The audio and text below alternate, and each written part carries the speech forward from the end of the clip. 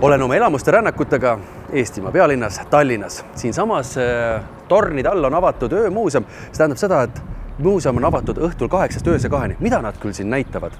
Lähme vaatame.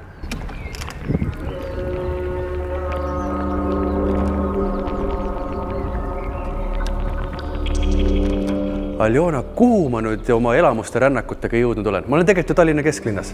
Me oleme täiesti Tallinna City keskel. Meie pilvelõhkujate vahel. Ja siis me oleme sellises väga huvitavas kohas, mis on Jaani Seeg on tuntud selle järgi, et siin on sellised müürivaremed, ehk siis nagu see on selline arheoloogiline koht. Nii, aga arheoloogiline koht, aga te olete toonud siia hästi palju sellist looduslikku kuskilt turbarabast. Ja, nad on turbablokid, mis võib tõsta? Võib tõsta. Nad on päris kerged. Nii, on kõrged? Kuigi neid oli 4 tonni. Aga miks te tõite nad siia? Ma saan aru, et näituse pealkiri on soo. Sest see ongi vaata see, et kui sa mõtled, et City peale see on hästi kiire elu ja meil on üldse hästi nagu vähe neid puutepunkte, nagu kas või maaga või millelgiga hästi materiaalsega. Ja siis meil juhtus sama, et siis ma täiesti Tallinna inimene, olen üles kasvanud mitte maal, vaid rõdu peal ja siis mingi hetk ma kolisin maale, mis alguses ma mõtlesin siukene hipsterlik unistus, et sa elad kuskil ja mingi Lahemaa rahvuspark ja kõik on hästi nagu armas, aga tekkis see, et seal oli soo, mis tekitas hästi palju küsimusi kui vastuseid. Aga oled sa tänaseks päevaks neid vastuseid saanud nendele küsimustele? Või selle näituse käigus järjest rohkem neid vastuseid saad ja järjest rohkem saavad ka need inimesed, kes siia tulevad? Ma arvan, et nagu mida rohkem ma üldse nagu mõtlen selle soo peale, seda rohkem ma soovitan üldse minna sohu. Lausa nii. Aga mis asi see on? Kuidas seda peaks nüüd vaatama inimene, kes tuleb siia galeriisse? Nii, kuidas sa ette kujutad näiteks, keegi ütle, see on kana. Okay. Sest nagu kui valguskunstnik on pannud valguseid, vaata siia tekkis 2 jalga. Tegelikult see on lihtsalt nali. Tegelikult see on ikkagi skulpturaalne objekt, see on kaasaegne kunst ja siis kuidas sa sinna suhestud, et see sõltub ikkagi nagu sellest, kuidas sa oled praegu mingis meeleolus või. Nüüd me oleme tulnud teise poole seina. Siin on veelgi hämaram. Ja siia on toodud kondid, mis võib olla, nad kindlasti ei pea ehmatama, aga nad on, ma leidsin metsast lihtsalt kitse jala.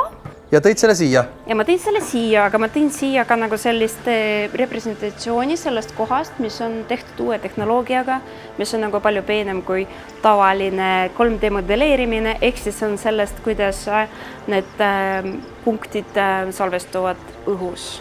Aga mis siin on? Siin nüüd võib puhata siis või kui mõttetegevus läheb liiga kõrmiks? Ei, see on selline võimalus, et kui sa ikkagi tuled siia ja siis sa viskad ennast pikali, siis sa näed, et sa saad sooks.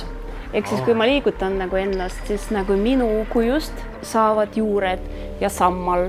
Ja siis sa lihtsalt vaatad, et tegelikult, et sa oled selle hästi tehisliku materjali peal ja projektsiooni all ja siis nagu kõik see digitaalsus, mis siin on.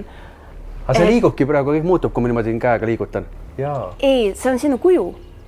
Vaata, see juurikas oled sina ja mina olen see tüüp. Näed? On jah? Ehk siis me oleme praegu sinuga 2 juurikat. 2 juurikat. Ehk siis tegelikult siin ei ole midagi. Et me oleme nagu back to basics. Öömuuseum. Reaalselt oletegi lahti siis õhtul 8 öö 2. Jaa, see on siuke tore eksperiment, mida ennem Tallinnas pole tehtud. Et katsetame sellist täiesti uut kontseptsiooni galeriina, et oleme lahti siis öösel, kuna ka tegelikult see temaatika soo ja soo, mis on väga ju müstiline just eriti öösel, siis me püüame seda sama müstilisust ja kõik sellist folkloorset pärandit, mis on ka seotud väga tihti ööga, soos. Me katsume seda siin esile tuua. Ehk siis praegu on ilmselgelt liiga valge?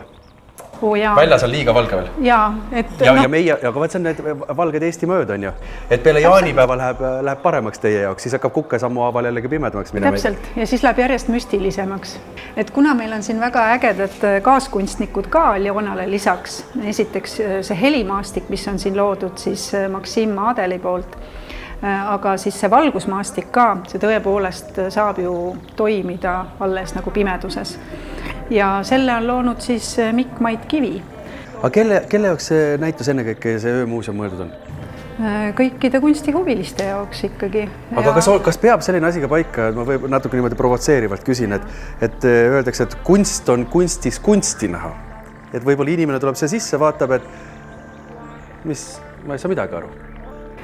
Ma arvan, et ükskõik, kuidas inimene vaatab kunsti ja kui ta saab juba mingisuguse tunnetuse, siis on juba hästi, siis on juba hästi ja siis on juba õige. Kuulsite, öömuuseum 8 õhtul 2 öösel. Oodake võib-olla natuke kui ämaraks läheb. Tulge kell 1 paiku, mitte nii vara nagu mina tulin 9:30 paiku ja laske siis ennast võluda ja laske ennast kanda siis oma mõtetele, tunnetele, et ärge pange seda plokki ette. See on tõeline elamus.